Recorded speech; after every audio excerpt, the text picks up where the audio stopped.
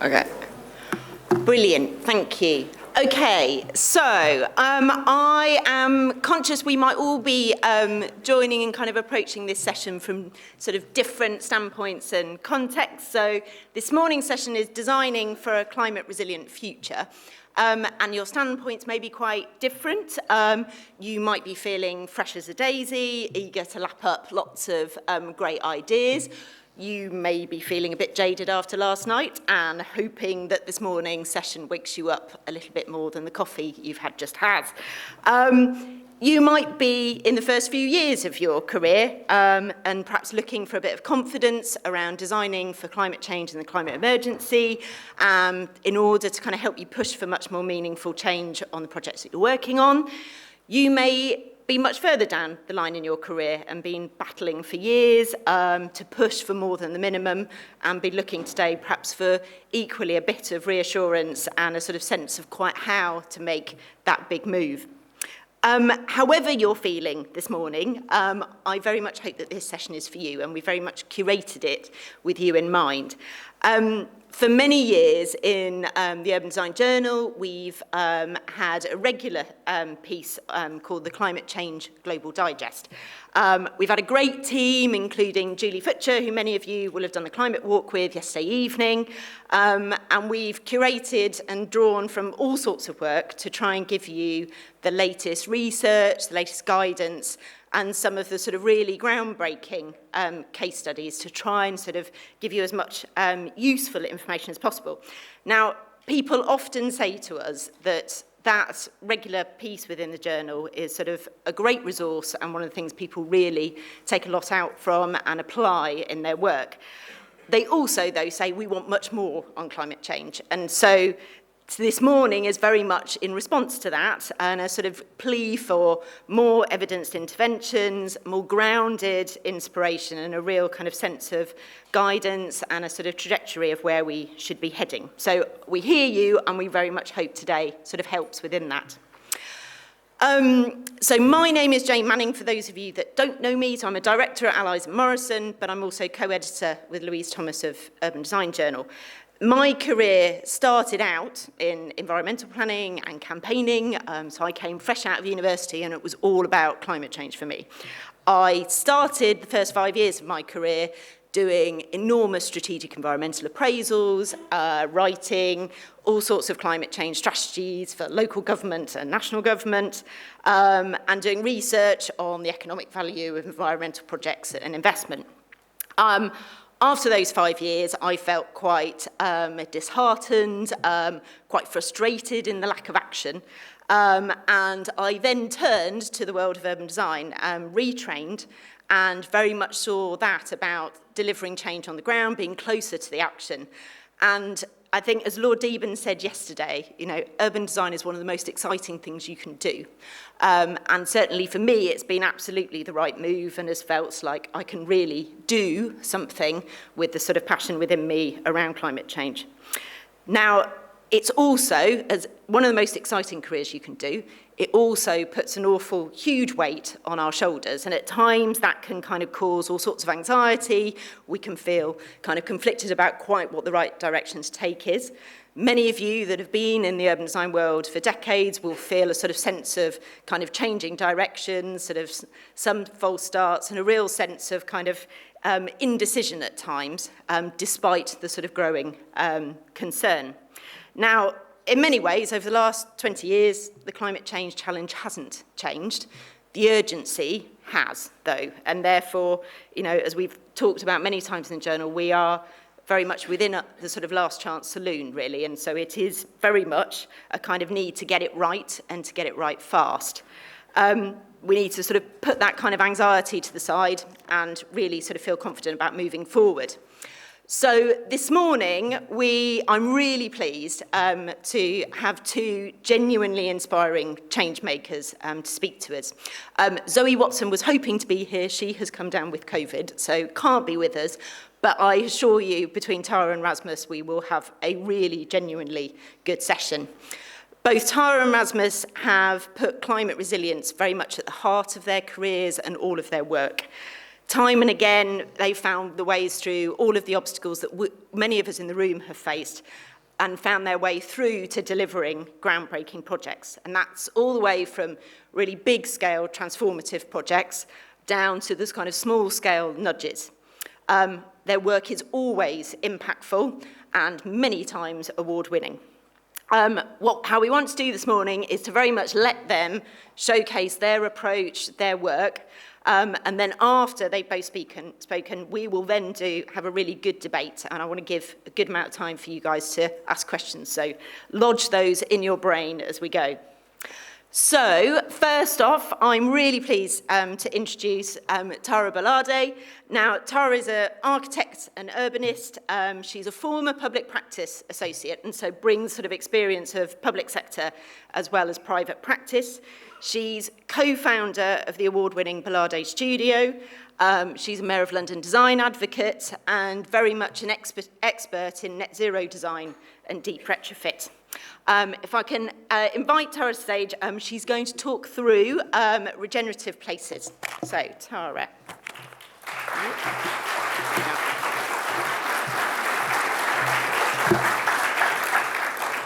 Good morning. Great to see so many in the room and so many familiar faces I'm just spotting right now. Lovely to see you all. Thank you, Jane, for the introduction. I'm Tara Gbolade, as has been highlighted, and I am co-founder of Gbolade Design Studio. So we're an architectural practice based in London, but working across the country, but also on the African continent, as well as in the States at the moment.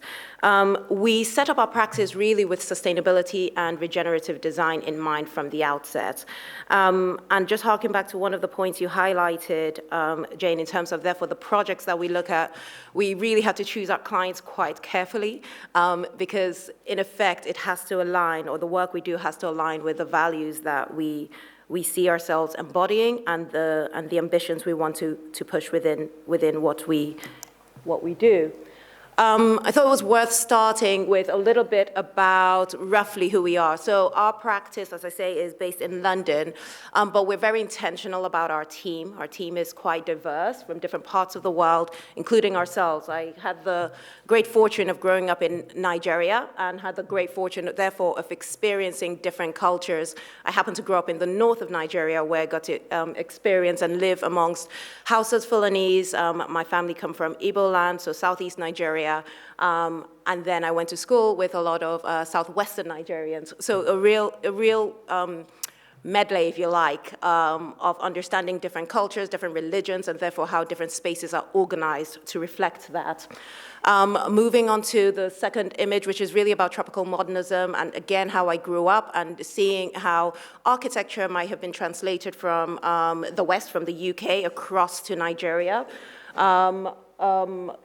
Moving to the UK and landing in a garden city, and then experiencing garden city. I was saying earlier, having come from the hustle and bustle of different parts of Nigeria to a garden city was a real culture shock because I was used to the energy, and to have a much slower pace of life was one thing I needed to navigate and experience through to new towns, and then again coming back to a city like London, which has the energy that is perhaps more natural to me, less so to my husband. But this translates to the team that we have who come from different parts of Europe, but also different parts of the world. We think it's important to have that diversity of experience, diversity of thought, such that our work reflects that, bringing in different ways of practicing. This has therefore translated to the breadth of projects that we work on. So we specialize in housing mainly, but sustainable housing, and that looks at net zero architecture, retrofit, through to policy making, having worked on the Harlow and Gilson Garden Town sustainability guidance documents quite a while ago, and more recently the Epsley Development Corporation Sustainability Assessment Guide within the practice, through to architecture and place and shape making. And placemaking. We know we're in a climate emergency, and we know that we have no planet B. And therefore, we see our work as being incredibly important in a wider narrative of how we play our role in addressing the issues of society today. For us, climate resilience, while the topic is climate resilience, but because of the background I've just highlighted, it is critical that we're always looking at climate resilience and environmental sustainability in context of social and economic sustainability. And so therefore, when I speak today, I will be pulling out a lot of that social response to how we practice architecture and place shaping as well. A little bit of a dodgy picture there, so apologies for that. But in effect, hopefully a lot of you would have come across this, this image really that looks at a degenerating to a regenerative way of practicing and a way of thinking. Where we are in society today, I'd say, is just below the sustainability line in the middle, where we're still meeting minimum standards. You know, we're incrementally trying to move our way further, but we've got a long way to go. And personally, I don't think we can afford to continue business as usual, to incrementally move. I think it is important that we start looking at radical changes. And so for us, it starts to beg the question, what does that look like? And regenerative is something that, therefore, we're starting to explore. So moving beyond doing less harm and starting to look for opportunities for net positive good, for restoration in how we practice and the thinking behind how we practice. So therefore, it's helping us ask different questions of our briefs, different questions of our clients. Pulling from Bill Reed and Regenesis, this is probably the best way I've found to communicate the point, and certainly how we're exploring what urban design and architecture looks like and policymaking looks like within practice. Moving from a transactional experience of looking at a site and its red line boundaries and how material might be brought to the site and how new residents might come into the site, and really just thinking about our individual sites, to a new relationship that's a little bit more, well, a lot more reciprocal, where we're exploring what mutual benefit means. So looking well beyond the red line, looking beyond our human needs, really thinking about ecological needs and how we might be able to respond in our briefs and in our projects, and really looking at other stakeholders like habitats, other stakeholders like other people, other stakeholders like the city or the town, and the rich cultural identity of a place as their own stakeholders, and what they might be speaking to a particular project, and how our project might knit in and stitch into a wider conversation. For us, that translates to really thinking about people, place, and planet in a deep way internally, to explore, happier people, thriving places, and regenerative planet, to explore how we might address some of society's biggest challenges, the fact that we're far more connected than we've ever been, and yet the loneliest in society than we've ever been. The fact that we have places that are still failing and there are opportunities to transform those. And the fact that, yes, we're talking about sustainability, but might there be more, and what might that look like?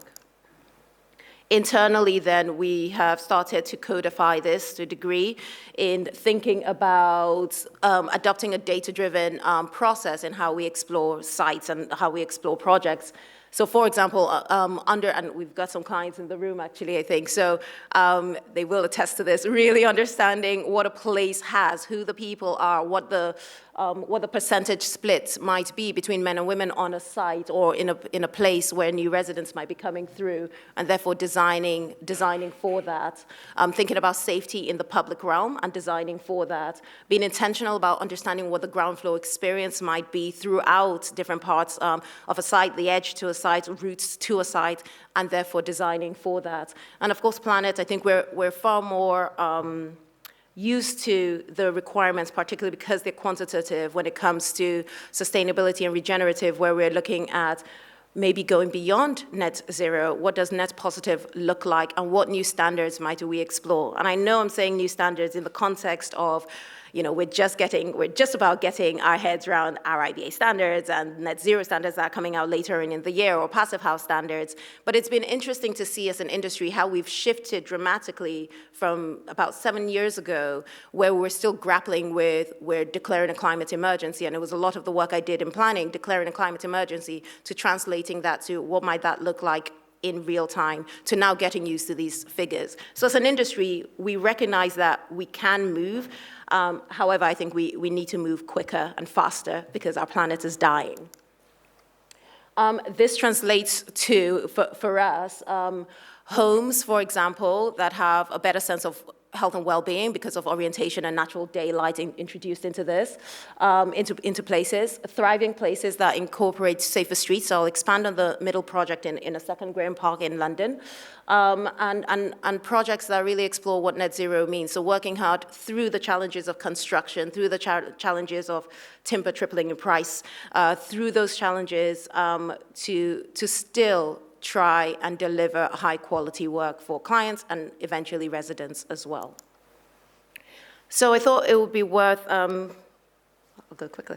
I thought it would be worth going through a couple of projects, one in a bit more detail and one that's at early stage. So Graham Park is a project that we worked on a couple of years ago in North London in Barnet. I'll go back actually. In North London in Barnet, and it was a JV between Notting Hill Genesis and Barnet Council. It's a wider master plan of about 2,000 new homes, and we were working in collaboration with Patel Taylor Architects, where we're looking at a series of townhouses, which I'll explore in a little bit more detail. But I wanted to bring this in.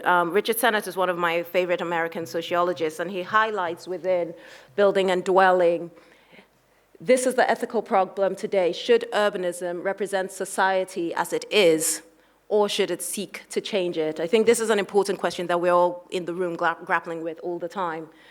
The city is a complex place, which means it is full of contradictions and ambiguities, which I feel is what we go through on a daily and weekly and monthly basis in our work.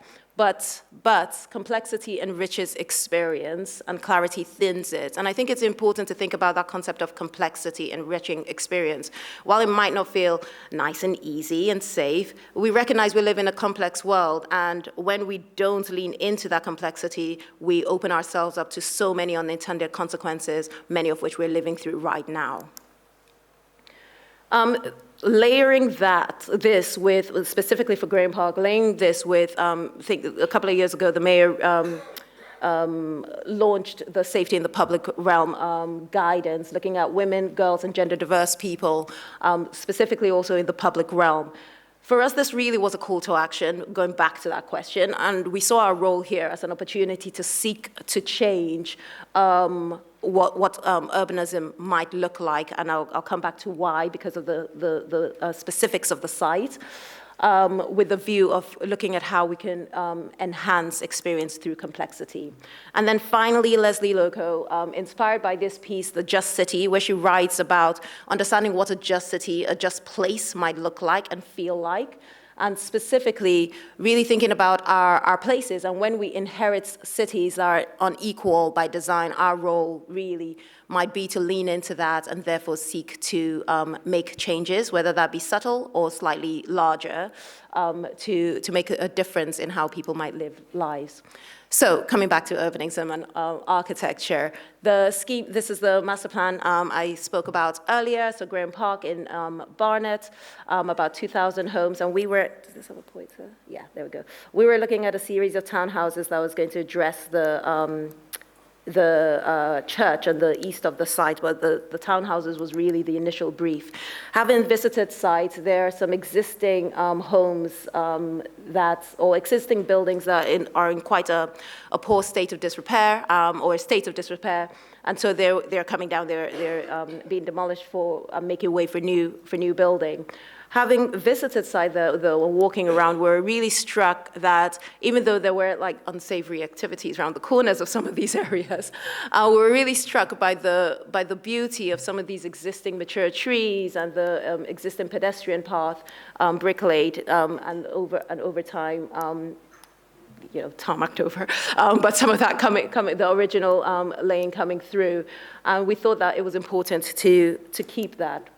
I say that in terms of just looking at the site as it is and the existing buildings that we knew that were going to be, and the existing buildings that we knew were going to be coming down, and this pedestrian path on the right-hand side, which we observed having been on site for quite a while, just to see how people use the space. For us, in researching who lives there at the moment and who might come forward, we found that almost 64% identified as female and 36 as male. And for us, that really allowed us to think about who might use the space. We still recognize that in society today, women still tend to take more of the checker journeys, so going to work, dropping children off at school, coming back, picking children up from school, doing shopping before eventually returning home. Whereas here as well, a lot of the gents jumped in a car and headed off to work, and that's what we observed on site. The second was that 2/3 of residents, English was not their first language and their dominant language, so it was Somali, Arabic, and Tamil that was spoken. So we really started to think, well, and what we found on site as well was there was a really strong sense of community, and our role here, therefore, looked at enhancing that, leaning into it and enhancing that. And then livable streets, this is an image that you'll all know very well in terms of movement and how light traffic can encourage further social interactions. That was important because the initial master plan we inherited incorporated a vehicular route that moved through the site, and I guess a block layout. But for us, we really wanted to cut through that to see how we might be able to get light onto the ground floor, and then reorientate the north and south of our row of houses that we were looking at, such that we are able to anchor on both sides of the site. It was important because one of the aspects of designing for safety really looked at anchoring points, both on the south of the site, but when one enters a space, the idea of having a visual way out, in effect. And women tend to, when they come into a space, immediately look for where is the easiest way to leave if I need to leave, particularly when you're feeling unsafe. And then another concept was really about looking at how we maximize views to this woodland walk. And one of our, therefore, key moves was, of course, retaining the trees and retaining this as a pedestrian route rather than vehicular, and then eventually moving vehicular routes behind the houses and to a podium to the west of the site that is now available here. But in effect,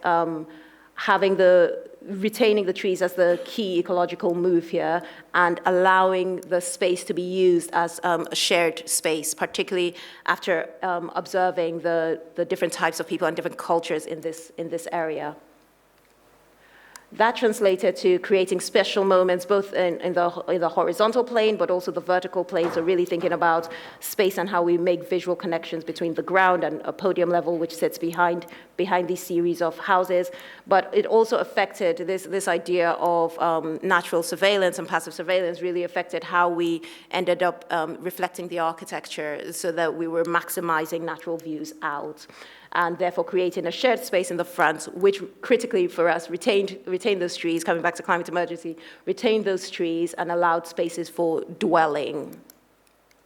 The next piece I'll look at will be a little bit more high level. So this is a project that we're looking at in Wiltshire, and I've kept that quite broad because it's quite early stages of the project that we're looking at, and it's a new neighborhood looking at 150 homes for a private client.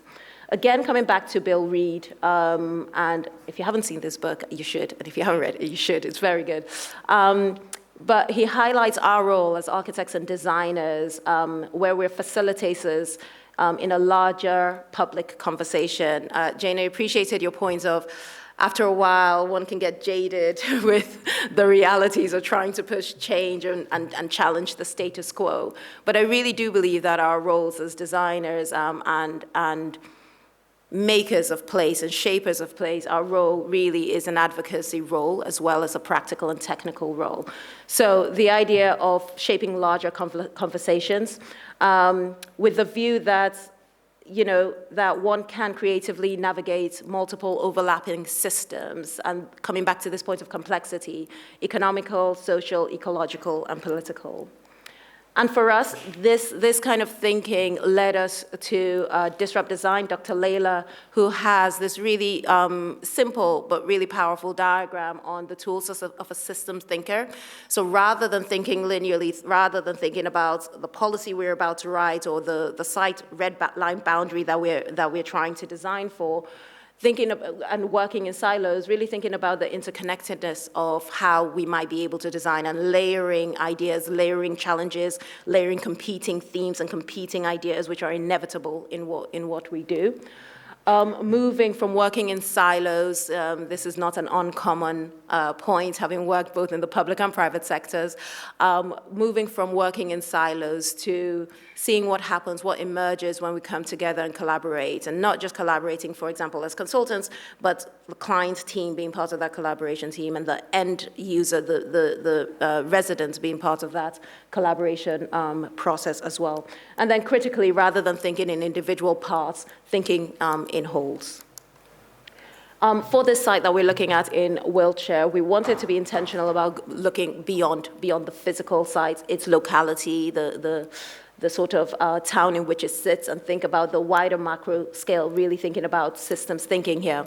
So in undertaking our research, found that because of the neighboring woodland, and the site does abut an outstanding area of outstanding natural beauty. We have wooded areas and wetland areas that include habitats such as curlews, lapwings, and grey partridges. And we thought that actually there's an opportunity for our sites to host a wildlife corridor that allows these birds in their migratory journeys to come and settle on site for periods of time during the summer or winter. And so our site would act as part of their movement pattern and look to stitch in this movement of residents that we might not get to speak to on a daily basis. Looking at what already exists in place and thinking about how we might be able to enhance it. And for us, that looked at responding with incorporating a wildlife corridor within the site that would massively outstrip the normal sort of public open space requirements that would be expected for a site like ours. The second is really thinking about what behaviors might drive change. We recognize that obviously walking and cycling beats the car when it comes to addressing our climate emergency, but we recognize our dependence on cars as well. However, how can we as designers ensure that we're making it easy for people to have walking and cycling as a natural choice? We recognize that under 5 minutes, 80% of us will walk. 5 to 10 minutes, 60%. 10 to 15 minutes, we're now picking up the car or cycling, and over 15 minutes, we're driving. So how do we make the choice easier for people within this neighborhood, rather than the site is located about a 5 to 10 minute drive away from town, rather than having that be the main point of congregation? We thought, even though it's a small neighborhood of 150 homes, we might incorporate a neighborhood pavilion, which the residents can kind of cost and decide what they want to use it for, whether that's cafe, whether that's art, whatever it is that residents decide or the neighborhood decides is theirs, is a way of exploring that. And then finally, I thought I'd touch very quickly on our traditional ways of looking at block design. We're so used to, and this was really pulled out from urban block cities, but we're so used to these plans, to our traditional perimeter blocks and our traditional courtyard blocks. However, recently we've been thinking about the concept of neighborliness, of stickiness, of encouraging walking, of encouraging behaviors that allow both our environmental ambitions to align with social and economic ambitions. And for us, we're starting to look at what we might learn from ancient ways of planning. And I wanted to, so within UDG, you have a space in your magazine that highlights your favorite plan. So I thought I'd use this as my opportunity to talk through my favorite plan, because I think that it's a way of rethinking about how we might be able to look at communities. So specifically, this is Igbo village, but I'll give a little bit of context. So specifically, pre-colonial African towns and cities fundamentally were organized quite differently, so around the family. But critically, the family was not our current definition of the nuclear family. The family was the extended family, so you'd live with your parents, uncles, aunts, visitors. That was the definition of the family. So compound houses are quite common as a way of being. However, this extended family unit was reflected in the overall pattern of urban design and urban living. So the spaces and the compounds always reflected the values, lifestyles, and status of people at this time. It was a physical reflection of the social network. And that's where I wanted to start. This social network was the start of a lot of decision-making when it came to urban design. And I believe that our increase in loneliness, our obsessions with our phones and technology has removed a lot of our social stickiness. And I think that there are ways that we can start to rethink about how we address challenges like this. So specifically, I wanted to talk about the Igbo villages because they were particularly successful at maintaining a feeling of smallness, even and rural intimacy, even in areas of quite high density. Igbo land is located in sort of southeast of modern Nigeria, sort of bleeding into Cameroon area. And I say it's a way of addressing some of the challenges that we have today.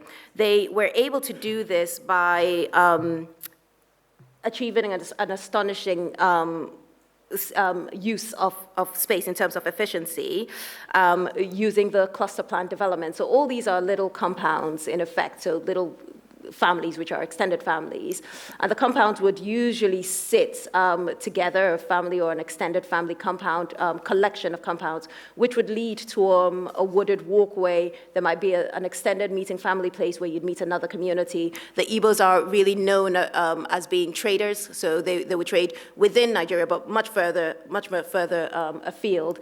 But the concept really was that you would come to a shared market area, so you'd trade whatever you need to, household goods, etc.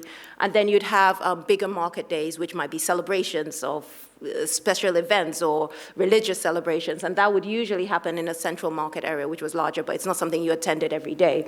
But they were able, between these compounds and these cluster plans, they were able to have a verdant green and verdant landscape in between that, which allowed this sense of smallness and sense of ruralness, even though they had quite a lot of density in terms of family planning. And part of their, here you were never allowed to cut trees, for example, and that was because they wanted to maintain ecological balance at that time, as well as respecting, ancestors, and they had spiritual reasons for doing so. But this is my favorite plan because it's a way of being able to address some of our density challenges and conversations that we have today while maintaining social connection. And I'm just ending here, which is bringing us back to the beginning of how we might explore more reciprocal relationships between how we design for climate change, but also social and economic change, and how we can explore what it means to have happier people, thriving places, and a regenerative planet. Thank you very much.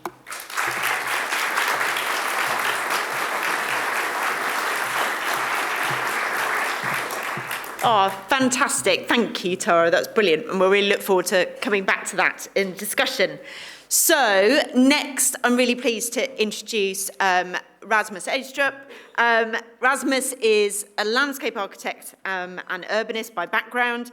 He's a partner and design principal at SLA. He's based in Copenhagen, but works all over the world. He thrives on really complex projects, and so he's dealt with really gritty and difficult things, and in doing so has picked up multiple international awards as he's done so. Rasmus is going to talk to us about city nature, so without further ado, Rasmus.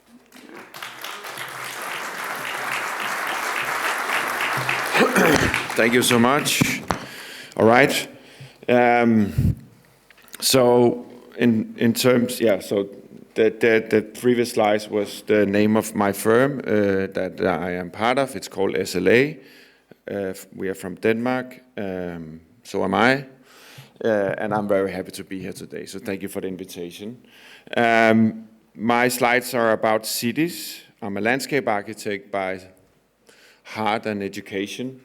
But the role of landscape architecture and urban design in cities has never been more important, because there's a lot of issues to solve. This is a picture of a world exhibition I think it was in the 50s, and it was the idea of how awesome the world would be in the future. You could probably assume it was our time of life, and there was high expectations, and we fucked up. We couldn't actually solve all of the things. It's really, really bad to be in cities. You just heard about loneliness. You heard about they're getting warmer, they're getting flooded. So it's interesting that this is where we are now. This is Dyson. They just made an item that protects you from the noise of the city and cleans the air. So that's the mega evolution we as designers and urban planners and architects went through.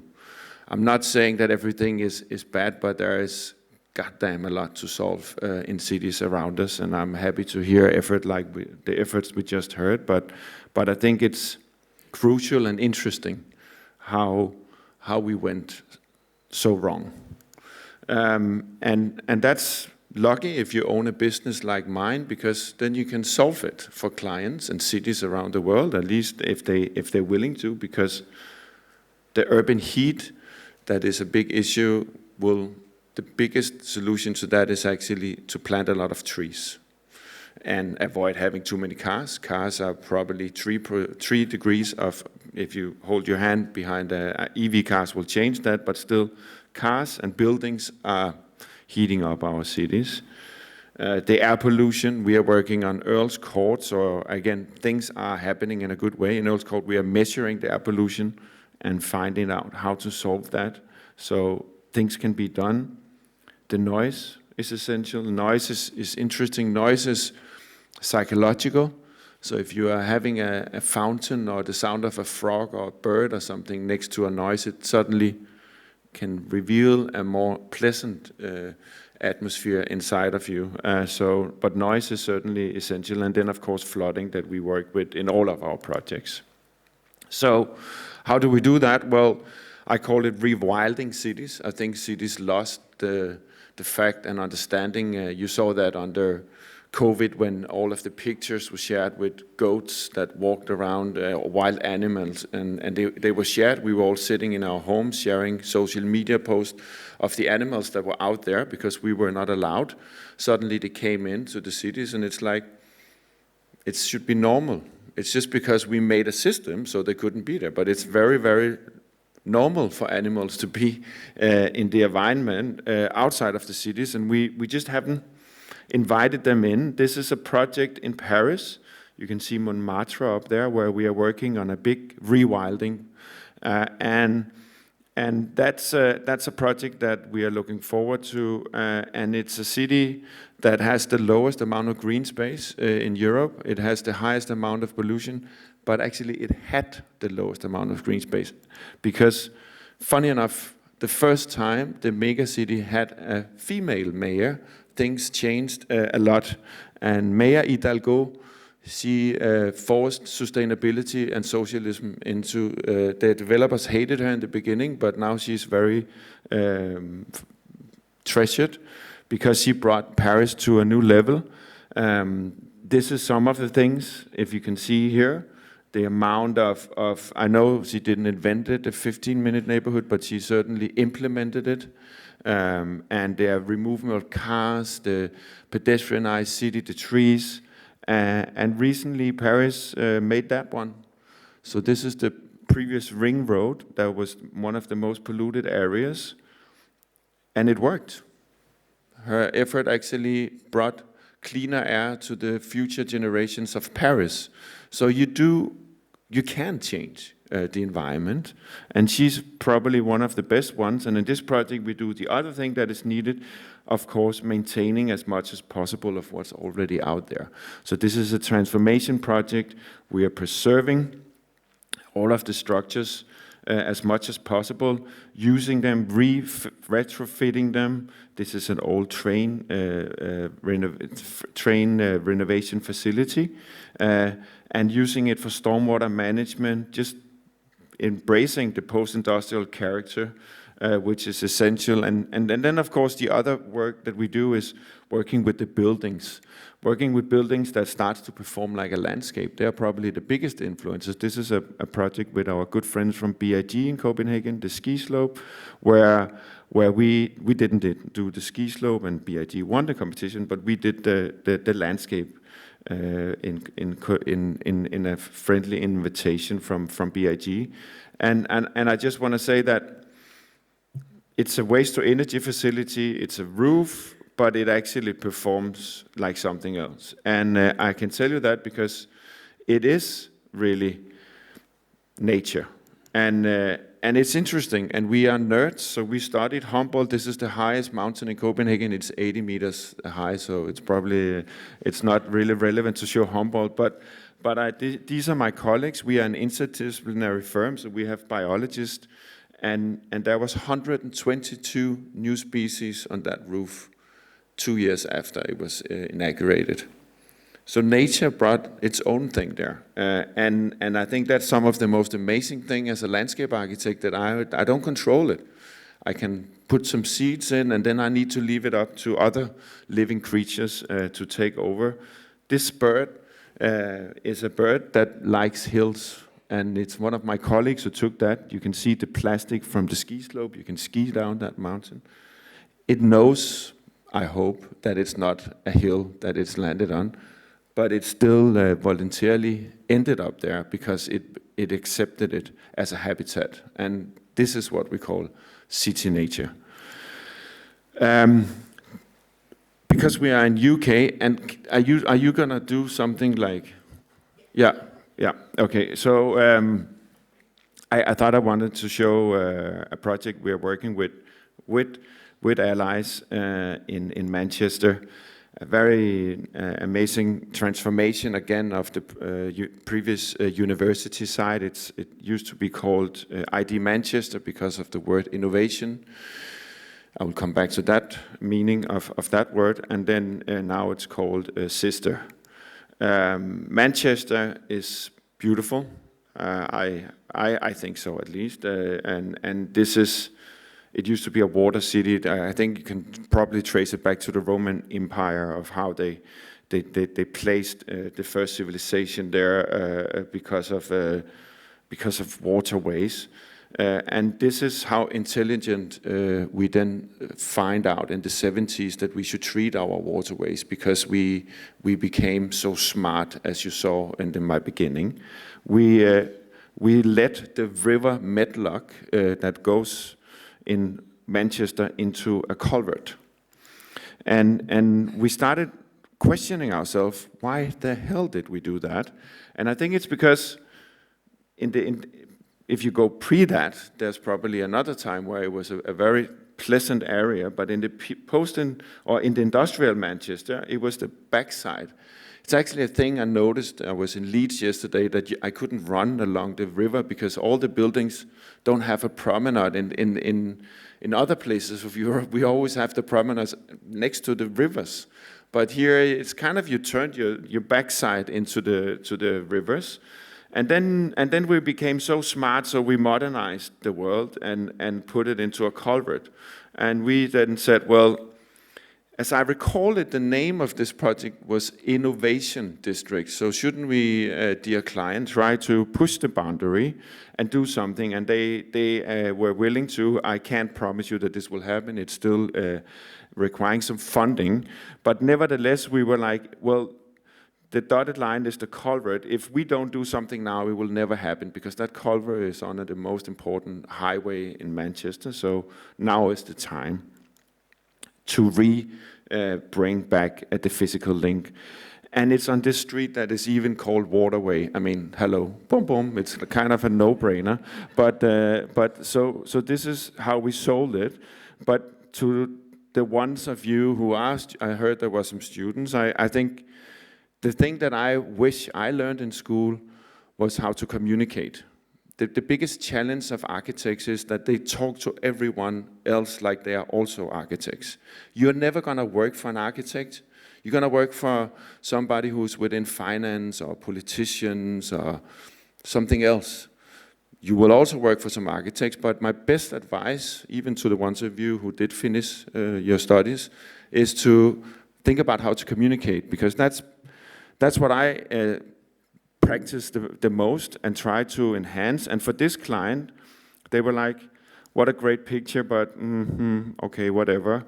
And then we said, okay, but what about the other species that you are responsible for? This is an innovation district. Shouldn't you do something, take responsibility for the generations ahead of you? So we started, because instead of having a conversation about is it nice or not nice, it became about, well, do you want to support the spider and the bat, or do you want to have a diversity? How many animals do you want to have a habitat living inside your site? Do you want those two, or do you want all of them? Because that's the decision. It's not about if it looks nice. What do you want? How many tree species do you want? Do you want algae, or do you want all of these habitats? What's most important for you? How can you do that? And then, of course, in the end, you can take the no-brainer. Do you want to have a clean river bed? Like, do you want to contribute for a better ecosystem? Because the river doesn't stop where you are; it flows through. And that was actually a way to communicate. And it is an amazing client. Shout out to Bruntwood. But it was just to say that at least now allows me to show this story. I can't say that it's fully financed, but it's just a way to communicate. I think that is interesting, because there are all of these appealing images out there, but we need as a discipline to better and practice.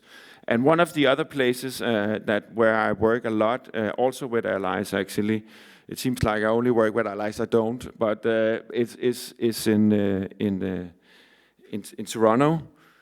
And if you work a lot in Toronto, you don't say Toronto, you say Toronto, just so you know that. But when you work in Toronto, you do work with the indigenous population. And Toronto was full of other people before my ancestors came and pretended that it was ours. Toronto actually means where's the village.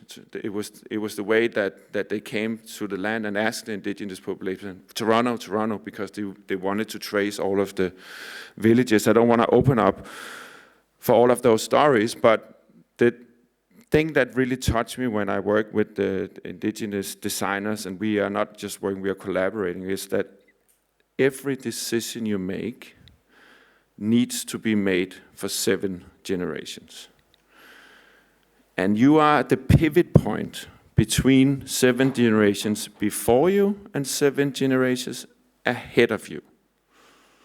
So that picture I showed in the beginning, do you think that was made with the consideration of our responsibility for 7 generations before and after us? I don't think so. And if you study how they were settlers, they never, even the farming, they never settled too long. You cannot find any buildings for the indigenous population because they didn't want to harm the nature. So that's why they left when it became too complicated. You can see that it was harming nature too much. They moved to another location.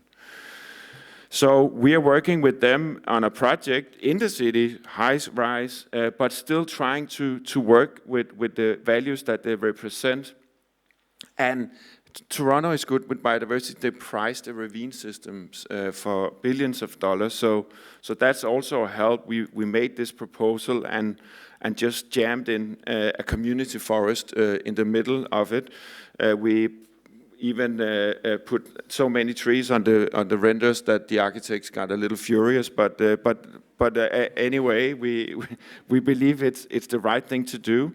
And I just want to say that, and this is the inspiration from, because I did an introduction. It was Turo, the indigenous architect, and I talked about stormwater management, and he was like, I don't understand why do you mean water, the rain that falls from the sky? And I was so amazed about how stupid I was, that stormwater management is probably the most horrible explanation. Well, it's not horrible. It's the spot-on explanation on how we failed in cities, that we are managed storm. You cannot manage a storm. You cannot manage a wind thing, because the wind is actually how you prune a tree, and the weak leaves or branches, they just go away, and then the strong ones survive. So when I spoke to the indigenous collaborator from Truro, suddenly the weather, the seasonality was flow. The flow of people, the flow of wind, the flow of water, the flow of seasonalities in reality. And that became the whole aspect. We did an urban farm on top of it. And that just led to that idea that, you know, kids need to get soil under their fingers. They need to understand that tomatoes doesn't grow in a plastic box in the supermarket. So there's so many stories that we managed to get in from that approach. And then finally, I'm actually done in the hot cities, because that was also a place that is a place where we work. We do a lot of projects in Abu Dhabi, in UAE, United Arab Emirates, because we have found an opportunity there to work on projects that we can't do elsewhere. So I know that there's a lot of projects in the Middle East that we say no to a lot of projects in the Middle East, more than we say yes to. But the ones that we say yes to are really interesting. And it came from a journey where I, as an ignorant, talked about a stormwater project, stormwater management project actually, and they laughed at me, and I cried, and I left, and I was so miserable, because I had this idea that it's just fake, right? If you read this cartoon, Captain Haddock, the other guy who jumps in, and there's nothing there because they're just, it's not real, but it is real. There's a whole desert ecology in the Middle East that is really interesting. This is the Goup trees that grows voluntarily in the desert. They have root system that goes 300 meters away from the stem. And we just started to study that and actually wrote our own book. So we spent a year completely in our own investment and learned around 700 local species, the habitats they're part of, how to buy them. And now, after they started trying to steal that book from me, we are advisors on a different level, because every nation's culture is deeply linked to every nation's nature. So if you want to understand another culture, it's a very good starting point to start with the nature. So now we know that, and we did this park, Al Fay Park, the first biodiversity park in the Middle East. It won the World Architecture Festival, so suddenly the local people were so proud. It's the first park in Abu Dhabi without a lawn in it. It has so many species there doing biodiversity safaris in it now. And you can see here on the right side is the city where this guy is trying to survive. And then he can go into the park and have a little bit of lower pulse, rest, bird sounds, and cry to, and it's just framing. It's a public park, everybody can use it, and it's just full of local native species, and we know how to do that now with a low consumption of water. We know how to replant them. And we went to school. You can see I went into the desert nursery. We have less than 5% mortality. So we go out. We were having the discussion before. I had to learn from the elderly in Abu Dhabi how to replant trees. I didn't know that, and I couldn't read it in a book. So that's another thing of working abroad. You need to listen a bit more and get some new knowledge. And that's actually quite energetic. So we did that. We learned how to reduce. Now we are... The new projects we work on are reducing, all the irrigation is recycled grey water. We are reducing the water even more now. We are measuring the sun, the microclimate. We have, of course, digital tools. We're doing the site guidelines for Abu Dhabi so they can walk outside and stop using malls. And 8 seed areas we study. We do guidelines for the materiality. I will not go into it. But we've done all of these, measured with different kind of techniques. And then we started to implement it on a high scale because they have very little patience. So we were doing public parks in neighborhoods. So we had 1 year for each park, including design and implementation, which then went from that to that. And they were so happy, so they were like, okay, that's great. Can you do 100 more? So I don't want to show them to you, but we have actually 100 parks implemented, and they are public. You don't have to pay to go there. It's measuring the biodiversity, the water consumption, and they're socially inclusive. We had engagement with the women who are often forgotten and the young generation. So it's been fairly. I'm not saying that it's the same system as in Denmark where I live, but I felt that we at least made a change with that project. Thank you.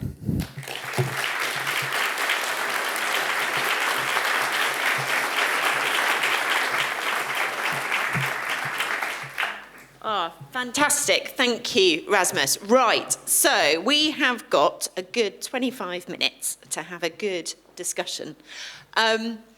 So I think there's all sorts of themes across both of your talks, and there's some quite nice threads that kind of run between the two.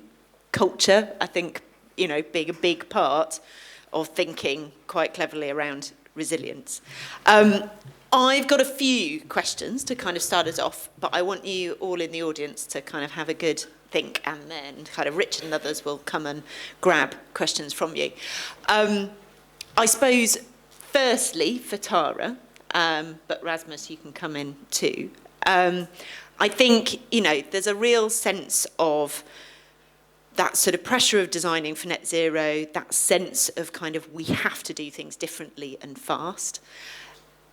Do you sort of have a sense of the balance that has to be kind of done through, the sort of political rush for numbers, and, we've all experienced that kind of pressure for housing numbers, and often that feels like the trump card that sort of is driving everything. On the projects you've worked on and the sort of sense of kind of the research you've done as well, is there kind of threshold points there where actually it starts to become really challenging to do the net zero, the climate resilience, and all the housing numbers? Are there sort of real kind of touch points there that you think actually we might need to rethink or need to be a bit more mindful of? Yes, absolutely. And I think maybe a couple of examples related to that point or that question. One is a sort of small scheme we looked at in London, which we set out from the outset. We're designing this to net zero. And we're specifically actually looking at the RIBA 2030 climate challenge as our sort of measurable target. And we went through a really lengthy briefing process and workshop process with the clients so that everybody understood the assignment and everybody understood what we were working towards. But of course, reality hits when you get onto site. We had the Ukraine war, timber tripled in price, and that's what we expect everywhere. All our insulation was wood fiber. And so many challenges came up on site that were well beyond our control. And as you say, you have to take a sensible position. You have to have a sensible conversation about how one meets those targets. I think luckily for us, because we'd spent quite a lot of upfront time thinking about some of the risks and challenges and how we might mitigate them, we'd also modeled for other material like wool insulation rather than wood fiber, and looking at not having PIR in this particular scheme.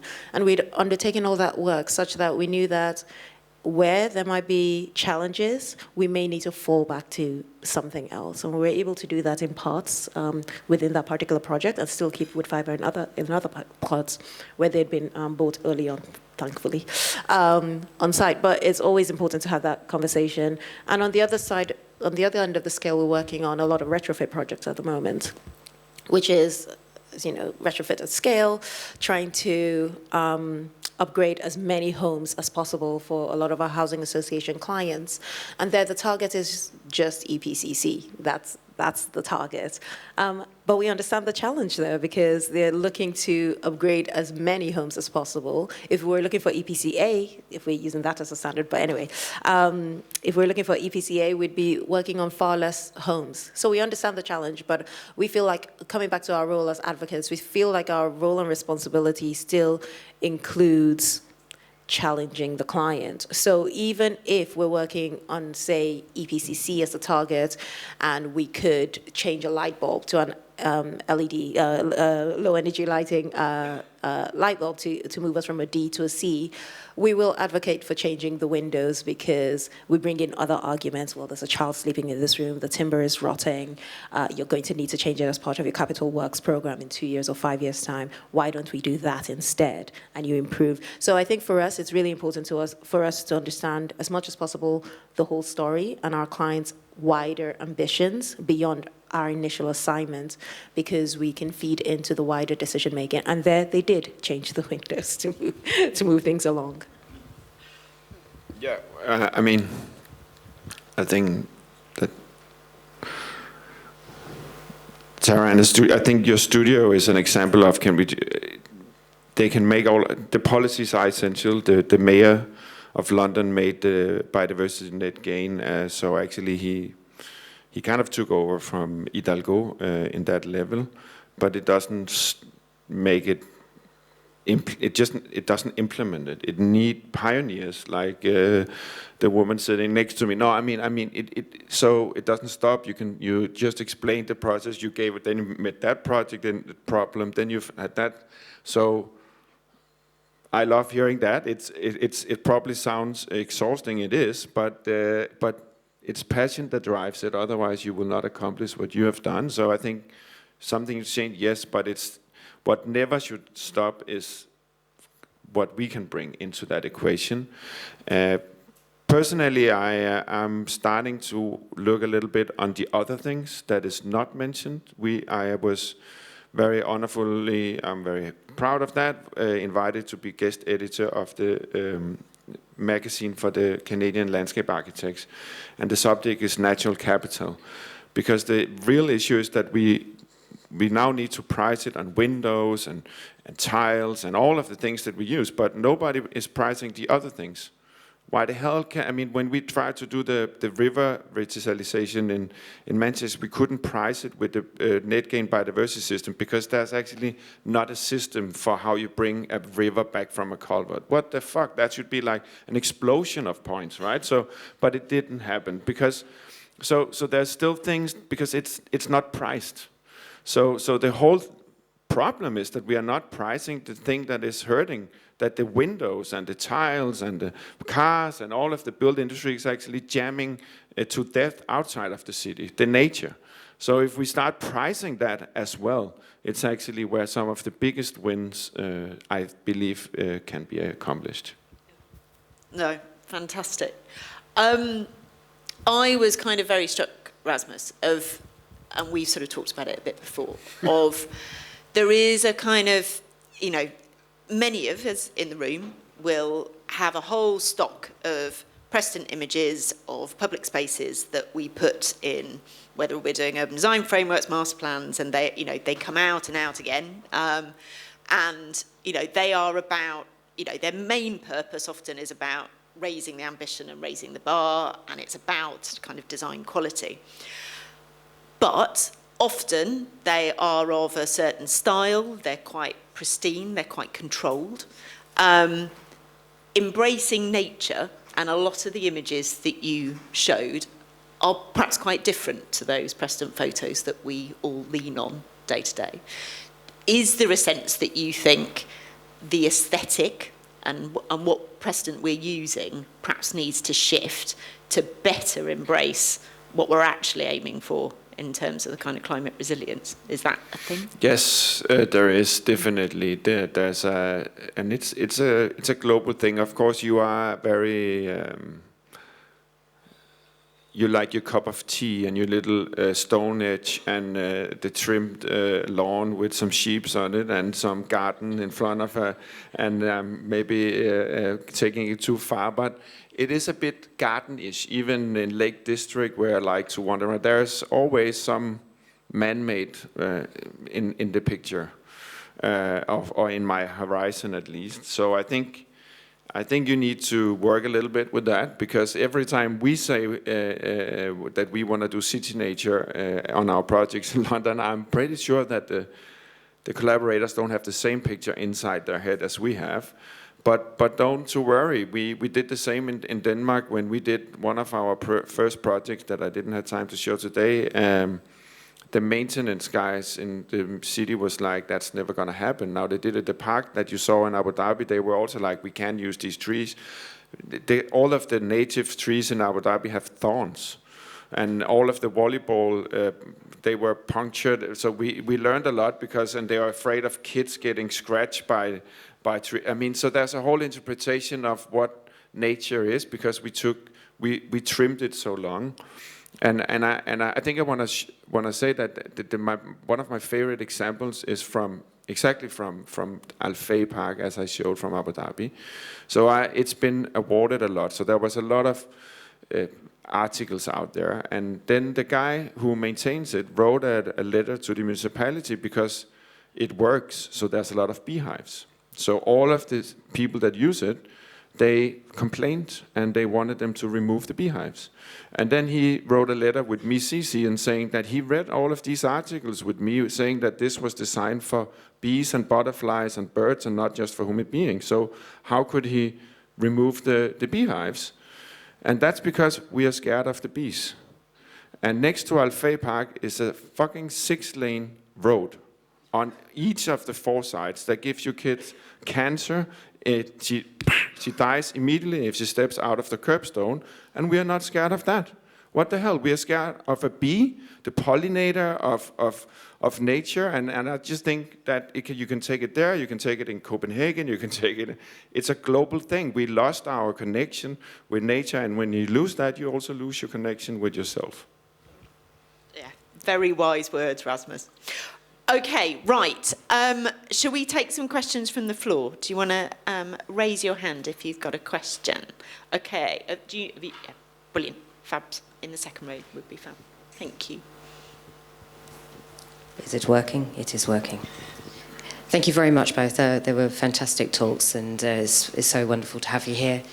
Rasmus, I am absolutely on page with you about nature, and as somebody who is scared of bees, I know that's something I do need to tackle. My question is probably slightly left field, and do forgive me for it. I have the research I do about trees is that they sit in communities much like ourselves, and planting trees in isolation actually just causes an early death for them, and that they communicate through their roots and fungi and everything. And I would love to see more of an understanding of not just planting of trees, but planting of little forests as part of our urban environments. Is that something you can expand on, or even educate me on a little bit more? Yeah, I mean, the best book is the Finding the Mother Tree of. Have it. Yeah, good. But because that's really the book about that. I think what we are doing, we are working in Toronto. It's not easy. We need to fight. I mean, you can hear it will never. It's a lifelong fight to be, I would say, a passionate designer, architect, or whatever it is you do, school teacher. But one of the things that is really helpful is to start with maintenance. Because actually, we often forget how influential that is on the urban realm. So we are doing, because we have biologists and other types of disciplines in the studio, we're doing nature-based maintenance, and we are trying to teach how to do that because they are scared. They are scared of safety as well, right? There's a safety again of because when you do wild plantings, you not see it. So we have nature-based light designers, as we call it. So we also try to work with the lighting of it. But it's really to start with the end product in a very technical way. I agree. And then finally, it's cheaper. Because the trees survive if they're planting in a natural habitat, they become more resilient, they drink more water. So there's luckily other things now that can be beneficial. So yeah, but it's complicated. But we are trying as much as we can to communicate the business case in it. Thank you very much. Brilliant. Next question. Who fancies? We've got one here in the fourth row. Have you got? Brilliant. Thank you. Craig Hunt from Zaha Architects. Welcome to you both, and love hearing the kind of the micro and the macro kind of perspectives of both architecture and landscape. There's so many threads that I could follow up on, but really just a comment. There was a mention of the number of books that we should all be looking at. I would recommend, and I'm sure maybe you've seen it, Natural Capitalism by Amory Lovins, written 25 years ago, but as relevant today, and all of the other ones that have been written by the Rocky Mountain Institute are just as relevant. So only that, and thank you very much. Brilliant, thank you, thank you. Okay, any other questions? We've got one in the middle towards the back. There's also one up there. Oh, is it? Oh, sorry. I'm a bit, well, we're a bit blinded. What would you like first? There was one up there.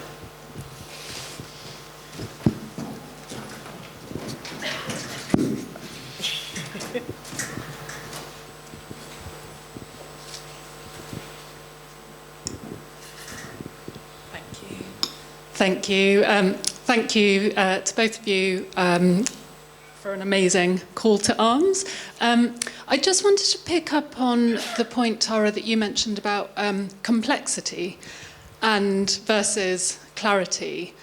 And possibly that sort of connects to that flow point, Rasmus, that you mentioned. But just in the context of, I work for a local authority, and we...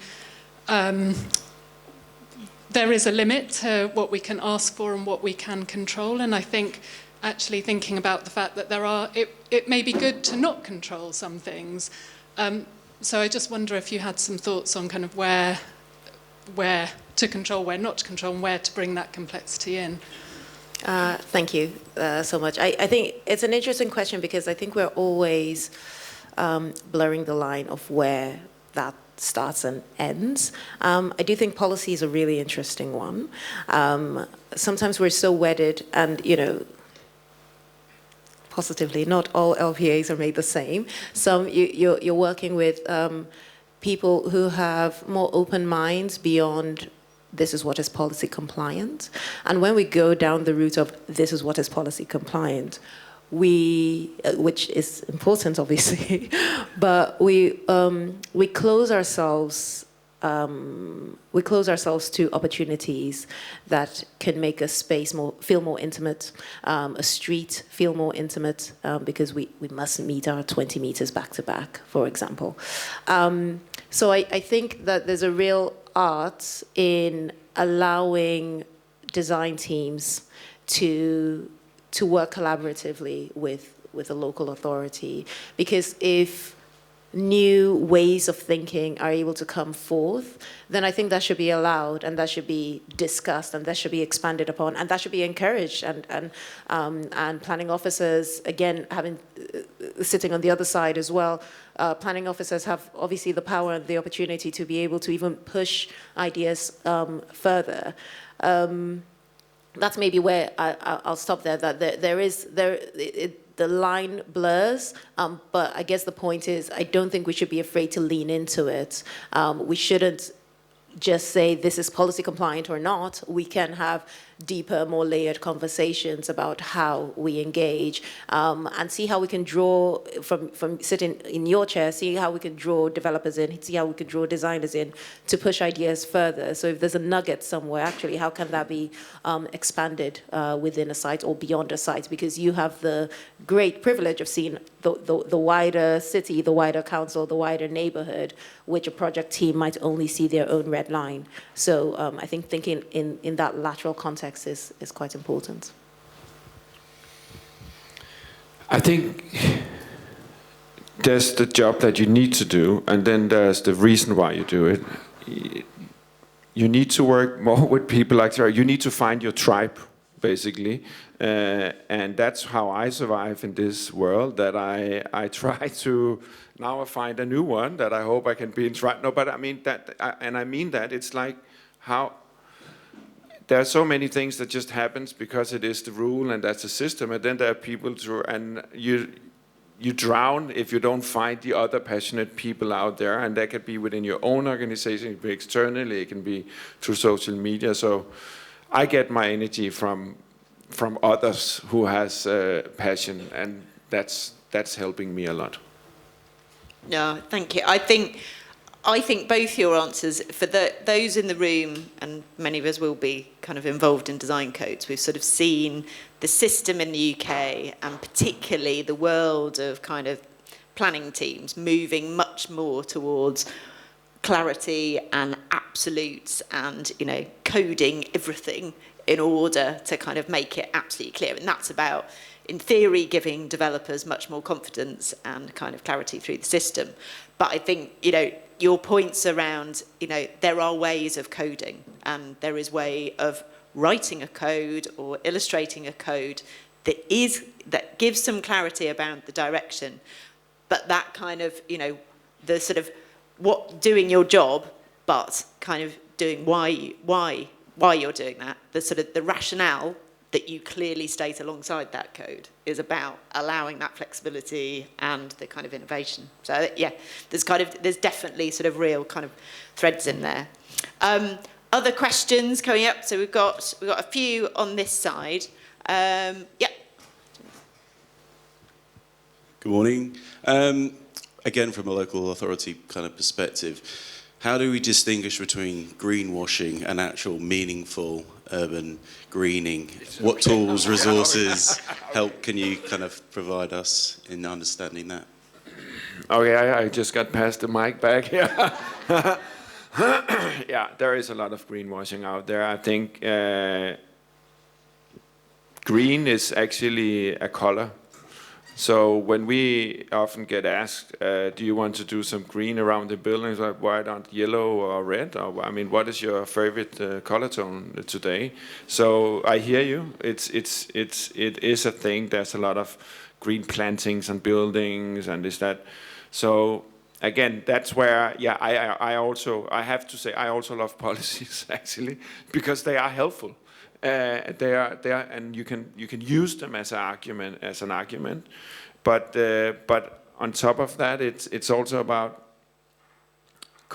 communicating again in a different way. That's why I have biologists as colleagues. I have anthropologists, sociologists. So I'm planting experts. So it starts with that depth. So when they ask me about something, I say, well, I can't, because then the biodiversity is lost. Is that what like communicating it back to the river, right? How many species do you want? And so I think there's something about, we need to be much more transparent and honest and daring in our communication, but it is a challenge, and I try to find that in all of our projects. It's not always accomplished, but it's getting in a very good way. We are asked now to do things that we fought for many years ago. And I think what we are promising in Earl's Court or other projects, I mean, it's out there, it's public. So I think it's starting to become better. Oh, after you. No, I was going to ask a follow-up question for Rasmus. You go.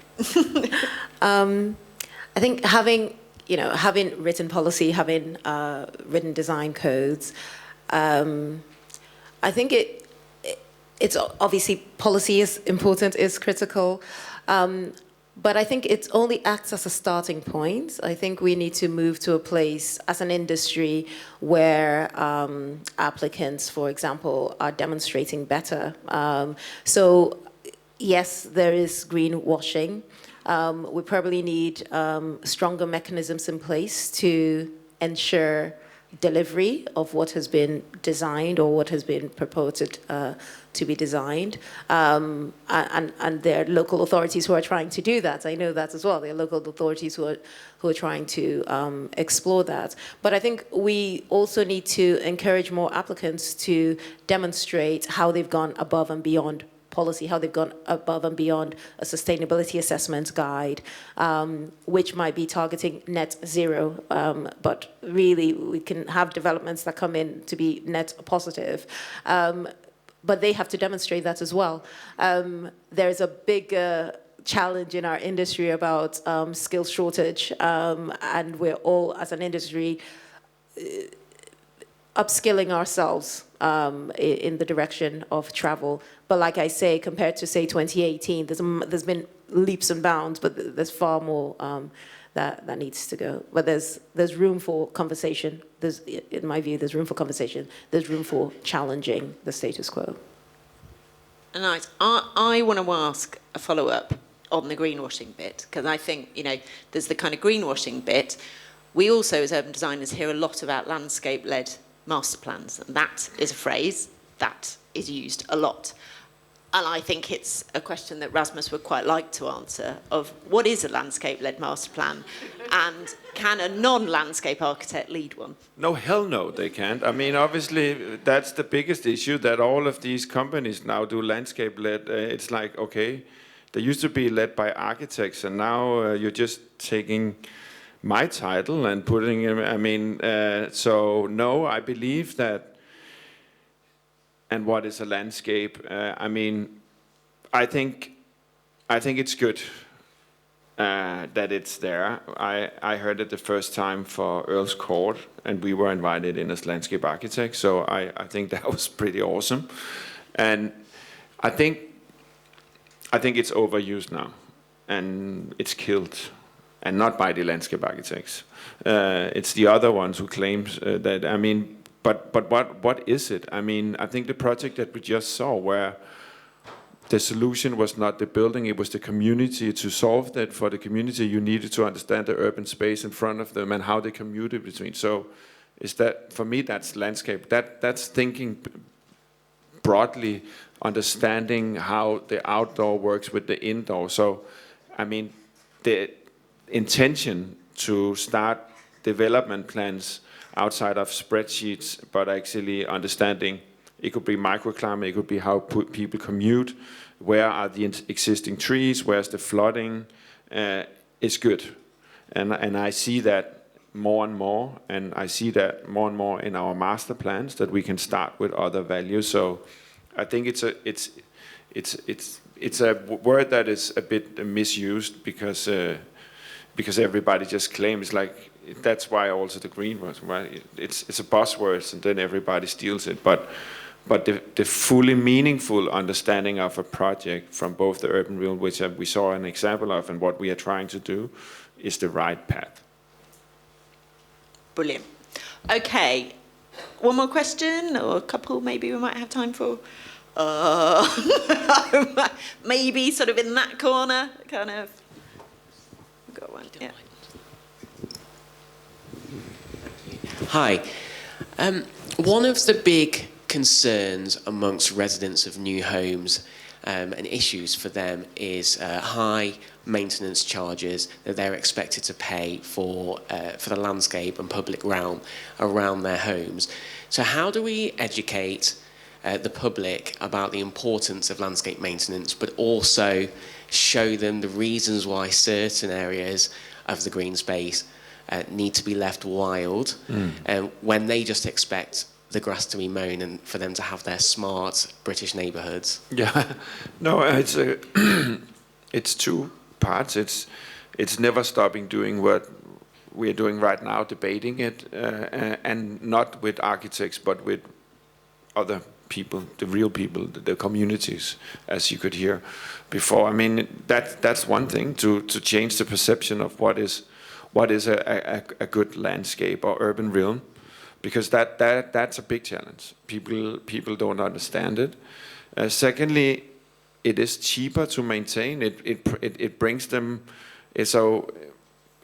more bird singing. It brings them a more resilient neighborhood. It reduces the risk of flooding, and again, it's back to the maintenance. I think we are really spending a lot of energy in our studio on maintenance. It's probably not the most sexy thing, but it is really essential, because again, the project that I couldn't show, but from Copenhagen, they were so much against it, and the other day I was showing some clients around in Copenhagen, and the municipality maintenance team was there, and then they told me how they came up with the idea, and it was actually their project. And I didn't say anything, because that's essentially where you need to go, that somebody else think it's their idea and they take ownership to it, so you're not this.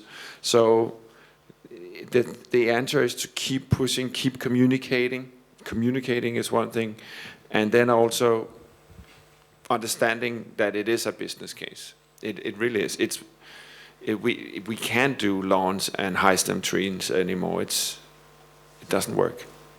And just take it into a parallel with what you just heard. I mean, what's happening with the building industry? I mean, it's a massive change in Copenhagen. If you don't do a building in a wood structure, you're not sharing it with your colleagues in Copenhagen. The whole building industry is changing rapidly, so the landscape does the same. Thank you. Brilliant, thank you. Right, have we got one last quick one before we all go and get refreshments? On the front, do you want to go? No. Just the lady here, yeah. Hello, those were amazing presentations. Thank you so much, really inspiring. Such beautiful projects.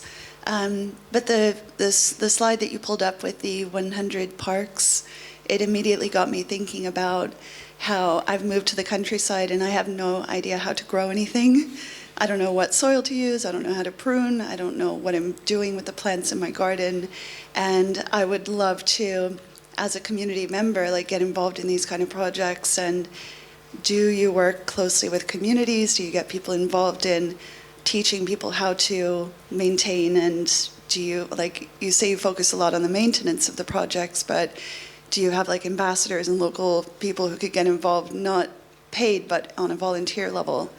Because I feel like a lot of people would want to get involved in a kind of personal way. I would. Yeah, I mean, that's a good thing of working here, because it's easier to get in contact with those types of communities in the UK projects, actually, because in Denmark it's a bit more like it's a welfare society, so we just expect someone else to take care of it. So there's a power here that is actually quite strong in the community. So we do sometimes do that, not enough. I wish we did it more. And it's good that you mentioned soil. Soil is probably, we have a circle of where we, internally in the studio, we have different circles, one with light, one with master planning, and we have one with soil. That's the one that has been going on for the longest time. We actually do soil plans before we do a planting plan, because the soil is so fundamental. So we don't do it enough, but yeah, we should probably do it more. And the soil is probably a great place to start if you want to be better with plants. Brilliant. Well, fantastic. Thank you for all the questions, and real thanks to Tara and to Rasmus. That's been a really fascinating discussion, presentations and everything. We now have tea and coffee break.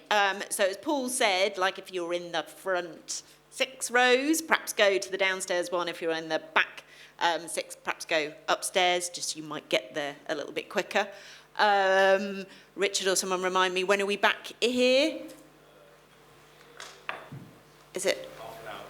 11. Okay, so back in here at 11. Do grab Tara and Rasmus over coffee if you've still got those burning questions and want to kind of press those. But a huge thank you to everyone.